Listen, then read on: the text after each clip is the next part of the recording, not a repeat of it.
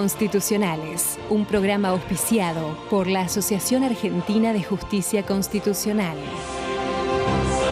Bienvenidos a Aires Constitucionales, espacio de la Asociación Argentina de Justicia Constitucional. Pueden seguirnos en nuestras redes sociales y encontrar todos nuestros programas en nuestro canal oficial de YouTube. En el marco de una causa en la que fue interpuesto un recurso de hecho por parte del letrado patrocinante en calidad de gestor, como así lo habilita el artículo 48 del Código Procesal Civil y Comercial de la Nación, en el caso que se presentaran urgencias procesales y que la parte no pudiera participar por hechos o circunstancias que se lo impidieran, entonces admite que aquel que no tuviera representación para hacerlo intervenga en la calidad de gestor, pero solo puede hacerlo una vez durante todo el juicio, todo el proceso. En tal sentido, en el caso se había presentado como en calidad de gestor dos veces, una en la interposición del recurso extraordinario federal y luego denegado este recurso en la misma calidad de gestor en el recurso de queja. Bueno, llega esto a la Corte y la Corte decide por unanimidad, justamente por esta cuestión, que contraría la norma, que el profesional había actuado más de una vez y en tal sentido la interposición de la queja lo consideró como un acto jurídico inválido sin posibilidad de convalidación posterior. Muy bien, ahora vamos a una breve pausa y luego estaremos conversando con nuestra invitada especial en el día de hoy sobre el tema discapacidad y amparos de salud.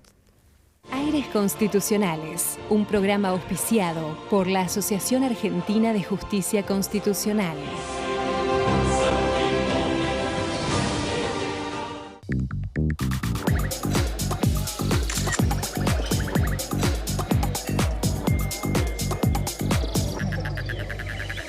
Te estamos esperando para que cumplas la misión que más te guste. Misiones, hacé la tuya.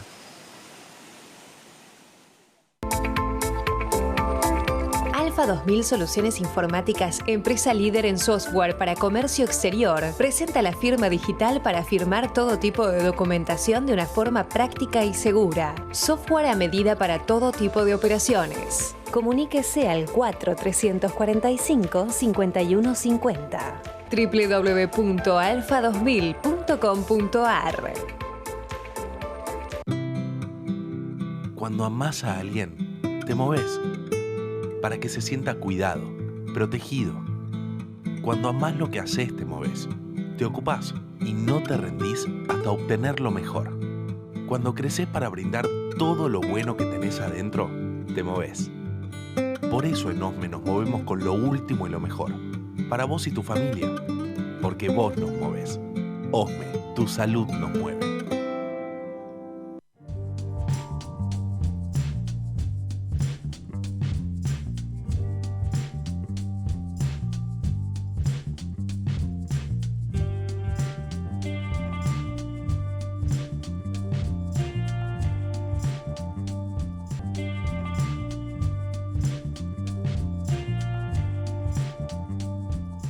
En Vicente López la seguridad siempre fue una prioridad. Tenemos más de 2000 cámaras funcionando y sumamos más patrullas en las calles. Porque cuando de seguridad se trata, no tenemos excusas. Trabajamos para mejorar ayer, hoy y siempre. Vivamos Vicente López.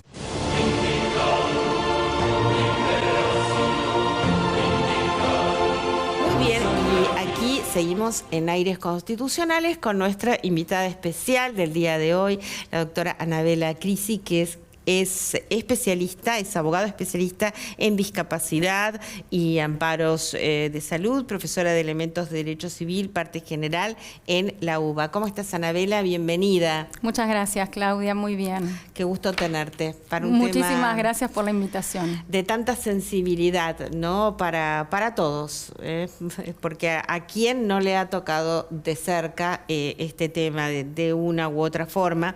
Y la primera pregunta es, que ya que es la primera entrevista de una serie de muchas que serán, es ¿qué te motivó a trabajar en este tema que es tan difícil para un profesional elegirlo? Porque no solo es la parte legal, también hay en juego la cuestión emocional, sin duda. La parte humana. Creo que diste en la tecla al principio, la discapacidad es algo que nos atraviesa a todos o que nos puede llegar a tocar, porque muchas veces se cree que es algo ajeno y no, nos puede llegar a tocar. A mí me tocó muy personalmente, yo empecé, ni bien me recibí, empecé trabajando en la Superintendencia de Servicios de Salud.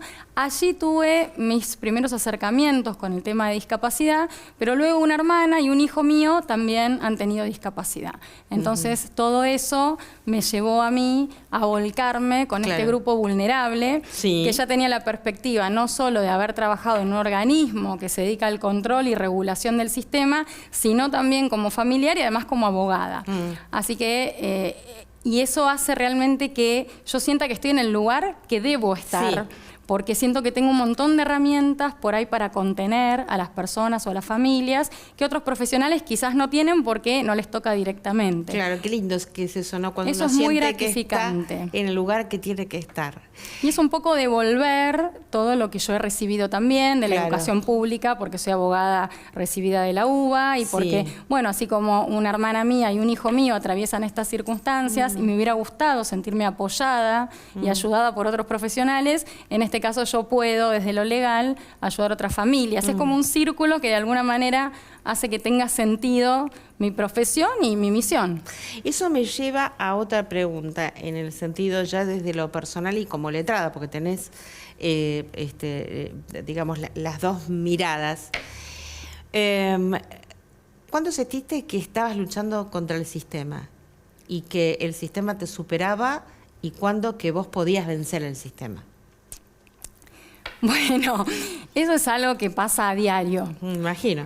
Digamos que uno siente muchas derrotas y a la vez alguna victoria, y esa victoria hace que valga la pena seguir intentándolo. El sistema de por sí está muy golpeado, es bastante injusto. Es lo que te iba a decir, hay un sistema que está concebido en pro o en contra. Mira, la pregunta que te hago es muy fuerte, ¿no? ¿En pro o en Pareciera contra que hay un sistema que está concebido. A ver, por un lado tenemos toda esta mirada nueva, relativamente nueva, del modelo social de la discapacidad, ya no hacer hincapié en la deficiencia, en la afección o en lo que la persona, no puede hacer, sino en las trabas sociales. Entonces se trabaja sobre la sociedad para evitar esas barreras, pero sin embargo el sistema de salud, que es de lo que estamos hablando hoy, muchas veces está pensado justamente como una máquina de impedir.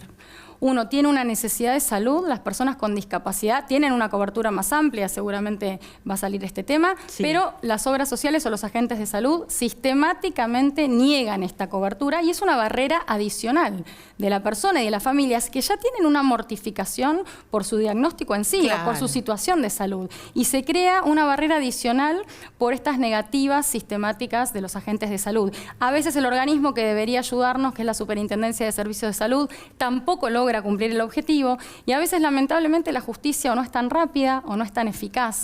Entonces muchas veces uno siente derrotas, pero me parece que hay que rearmarse y seguir porque de vuelta la discapacidad tiene que ver con la diversidad.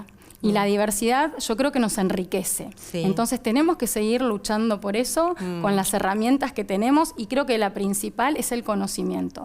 Todos los ciudadanos deberíamos ser conscientes de nuestros derechos, porque muchísimas veces las obras sociales dicen no corresponde, porque la ley no lo dice. Y uno dice, pero si la ley lo dice expresamente. Entonces uno en la ignorancia se queda con eso. Y o no tienen el tratamiento, o tienen que desfinanciarse para poder cubrir el tratamiento, y se generan situaciones de vuelta muchísimo más mortificantes que lo que la propia condición trae aparejada. Así que yo te diría, desde mi mirada, que el sistema está un poquito en contra, no a favor. Y encima hay como una mirada disvaliosa de que hay abusos. Claro. Como si todas las personas con discapacidad fuéramos abusadoras.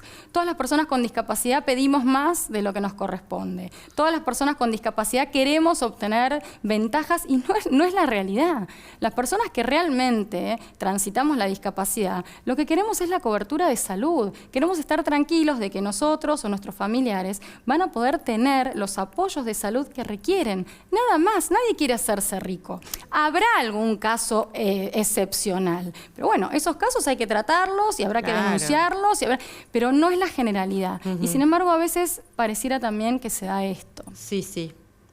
Quizás el propio sistema, ¿no?, usa estos casos de excepción para jugar en contra de aquellos que tienen los derechos.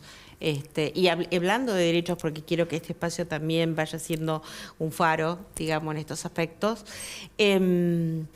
Vamos puntualmente, ¿cuáles son los derechos que tienen respecto a la cobertura de salud las personas que se encuentran en situación de discapacidad? Es muy interesante, Claudia, porque las personas que tienen certificado de discapacidad tienen una cobertura de salud mucho más amplia que cualquier otro ciudadano, incluso que ciudadanos con algunas afecciones específicas, como puede ser salud mental, como puede ser oncología.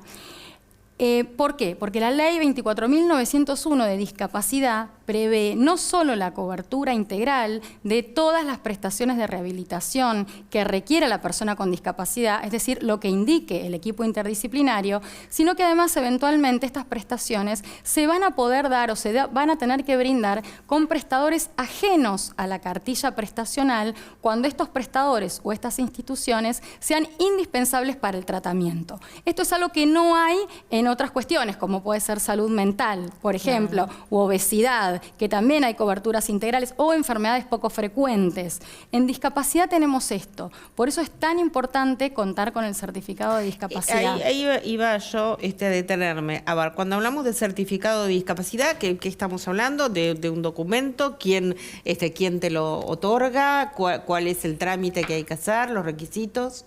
El certificado de discapacidad es un instrumento público, tiene una ley específica, la 22.431, que si bien se gestiona en cada una de las jurisdicciones, es un trámite totalmente administrativo, totalmente gratuito, se llenan unos formularios y una junta evaluadora revisa a la persona y otorga el certificado. ¿Cuándo se da esto? Bueno, cuando hay una afección que así lo amerite y cuando justamente estén en juego poder llevar a cabo los derechos en igualdad de condiciones por esta afección. Entonces, la persona tiene el certificado de discapacidad. Ese certificado, a pesar de que se da jurisdiccionalmente, tiene una validez nacional y eventualmente puede tener una reválida internacional. Si uno viaja, en el Ministerio de Relaciones Exteriores se hace la reválida por el tiempo que uno viaje y también lo puede hacer valer en el extranjero. Así que es una herramienta muy importante porque no solo nos habilita para el tema de la cobertura de salud, sino también para la libre circulación y el libre estacionamiento, los pases en transporte público, eventualmente las pensiones. Tiene muchísimos derechos, solo da derechos. ¿Cómo se tramita? ¿Cuál es el trámite? Es un trámite administrativo, se saca el turno por internet en cada jurisdicción, se junta la documentación administrativa. Jurisdicción, pero exactamente ¿en qué organismo? Bueno, acá es el gobierno de la Ciudad de Buenos Aires. Y después en los municipios. En cada jurisdicción, claro, es muy fácil de acceder a través de las nuevas tecnologías, digamos, a través de internet. ¿Por la página? Sí, se pone certificado de discapacidad en cada jurisdicción y según qué tipo de discapacidad. Puede ser discapacidad mental, discapacidad física, funcional, visceral. Entonces, ahí se bajan los documentos que tiene que llenar el equipo interdisciplinario, se completan, se presentan con un turno, cuando uno saca turno, porque en ese momento uno también saca el turno para la evaluación interdisciplinaria, se presentan y se presenta la persona también para ser evaluada.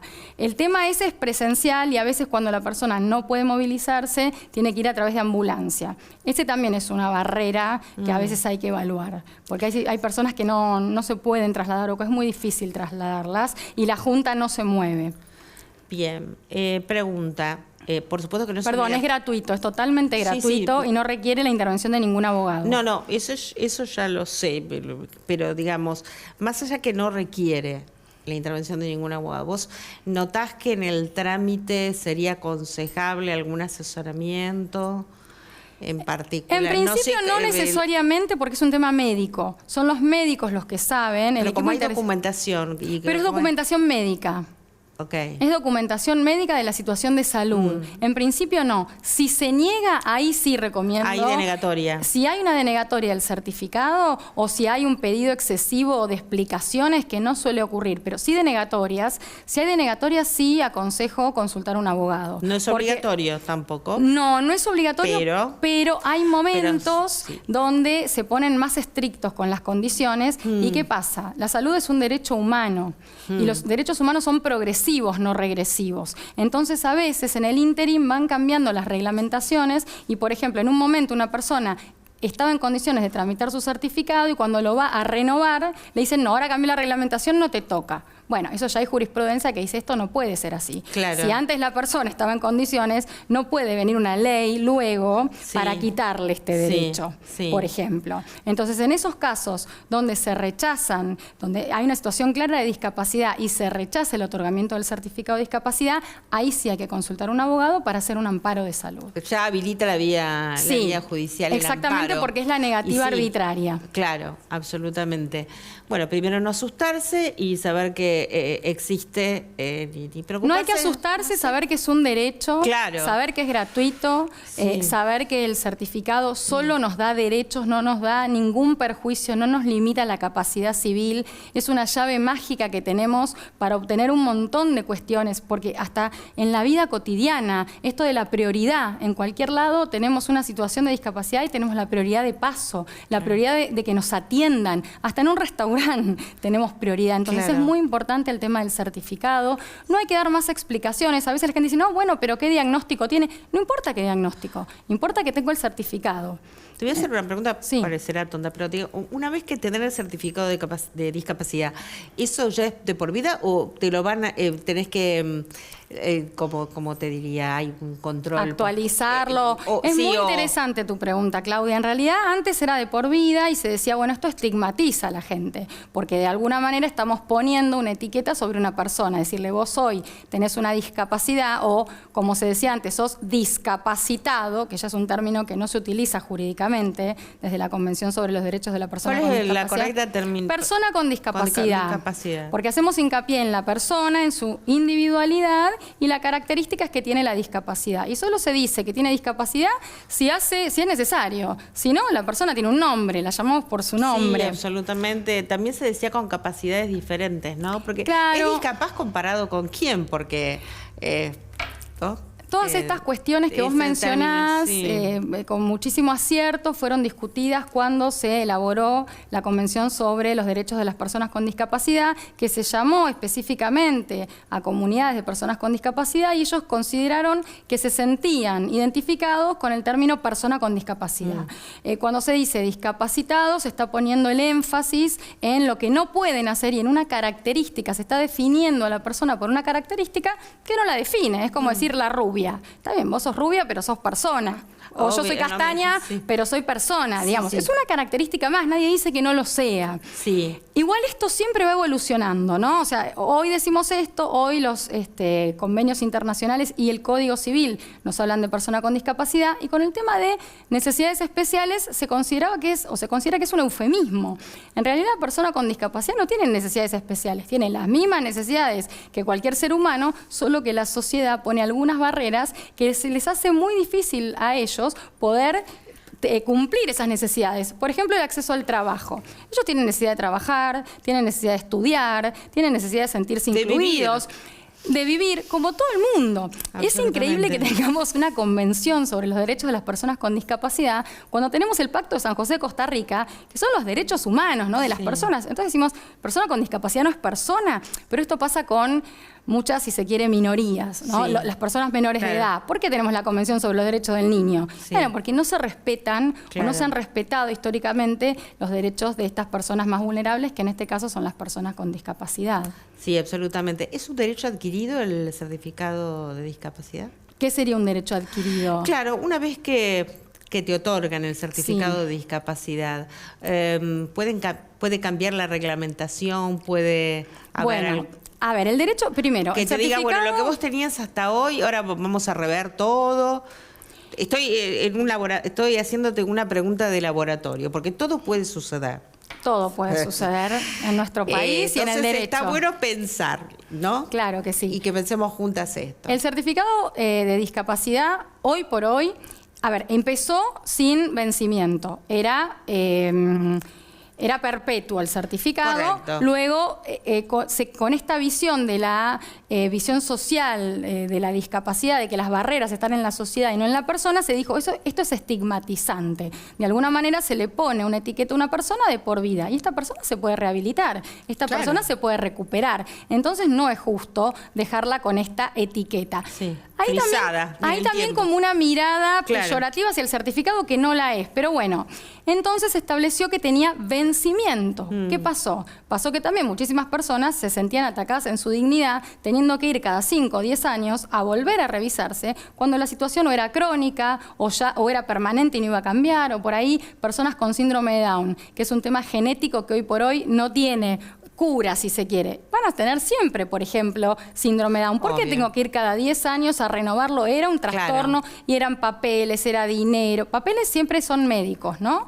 Dinero. Entonces, pero ahí tuviste, perdón, ¿no? Sí. Y vos te hago esta pregunta. Ahí tenés un cambio, o sea, lo que era vitalicio después dejó de serlo. Los que lo adquirieron bajo esa modalidad vitalicia, no, la ley es de aplicación inmediata. Acá tenemos ya el tema el tema de la aplicación de la ley con relación al tiempo, ¿no? Una vez que sale una nueva ley, como se presume más valiosa, se aplica inmediatamente a una de las consecuencias de las relaciones jurídicas anteriores. Entonces, si teníamos un certificado vitalicio, empieza a tener un vencimiento. Ahora ya no se habla más de vencimiento, sino también sale una nueva ley que habla de actualización. Entonces, es decir, no es que cae inmediatamente en la fecha de la actualización, pero a partir de ahí tenemos un plazo para volver a presentar toda la documentación médica y que se vuelva a extender la validez del certificado. O sea, hay una revisión, si se quiere. Es una revisión, es una revisión. Por ahora pareciera que cambiaron más que nada los términos y no tanto el fondo, pero de alguna manera también se extienden un poco más los plazos. Porque claro, por ejemplo, con las personas menores de edad es terrible, cada 5 años llevar a los chicos a hacerles... Es muy tremendo, cuando a veces no hay necesidad y uno ya sabe cómo viene la situación, ¿no es cierto?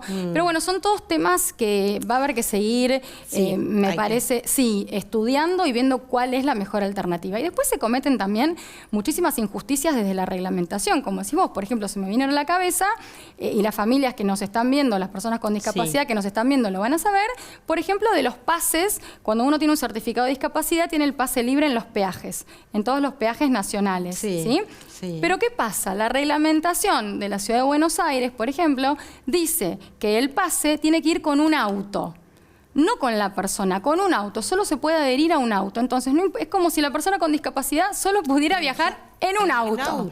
Si viaja en un taxi. ¿Esa reglamentación a partir de cuándo, Anabel, fue? ¿Esto cuándo fue? Sí, y esto, reciente. No, pero reciente. Sí, digo. hace como 2 años. Claro. Entonces es una locura, porque antes uno iba con el pase y es un problema. A mí una vez me detuvieron. A mí me detuvieron una vez en el peaje y casi me quieren llevar el auto, porque yo decía, no, yo estoy viajando con mi hijo que tiene discapacidad. No, pero no, es que está tenemos 2 autos, está en el otro auto el pase, pero te estoy mostrando que el derecho es de mi hijo, no del auto. Un poco era general mi pregunta, pero va también a estos detalles. No, es que eso es hacia la vida, claro, a la vida porque diaria. Ahí por una reglamentación te están privando de un derecho, y ahí no es más beneficioso, te están privando de un derecho que antes lo tenía y aparte desnaturaliza el sentido, que es justamente la inclusión social de la persona con discapacidad, que puede viajar en cualquier auto. Entonces, denle a la persona con discapacidad. Y encima, Claudia, para peor, fomentan que se viole la ley. Porque si yo, por ejemplo, voy sola en el auto con el pase, sin mi hijo, paso gratis. ¿Por qué? No, me cuesta mucho entender estas cosas. Bueno, pero es interesante plantearlo, estos espacios que das vos creo que son muy valiosos para que se vea hasta qué punto a veces surgen estas contradicciones y después se habla de abusos, pero si hasta la propia norma está mal planteada. Yo creo que quizás hay mucho desconocimiento. Entonces se ponen a legislar sobre discapacidad personas que quizás no tienen tanto conocimiento, ¿no? Y bueno, pasan estas cosas. Sí, tanto conocer, sí. Pensémoslo en ese sentido. Bueno, nos queda 1 minuto y medio. A mí me gustaría que dirigieras, esa es tu cámara, un mensaje a la audiencia. Primero, muchas gracias por este espacio, a todas las familias con discapacidad, les mando un gran abrazo y no es un camino fácil, es un camino con muchos desafíos, pero vale la pena seguir adelante. Tienen que conocer sus derechos, es muy importante que conozcan sus derechos y de las personas que aman, que tienen discapacidad. Y ante cualquier inconveniente, no duden en consultar a abogados capacitados. Estamos capacitados para asesorarlos, para contenerlos y para que sus hijos o sus familiares o ustedes mismos no tengan que atravesar situaciones más mortificantes que la propia condición de salud ya les traen. Así que mucha fuerza y adelante, tenemos que seguir. Bueno, muchísimas gracias, Anabela, por tu calidad profesional y además por tu calidad humana. Gracias, Claudia. Detrás de todo esto es emocionante tenerte ahí, sentada, me emociona. Gracias. Por toda la labor que realizaste, felicito y este es tu espacio. Gracias, muchísimas gracias, Claudia. A vos. Nosotros nos despedimos hasta nuestro próximo programa, como siempre, aquí en Metro.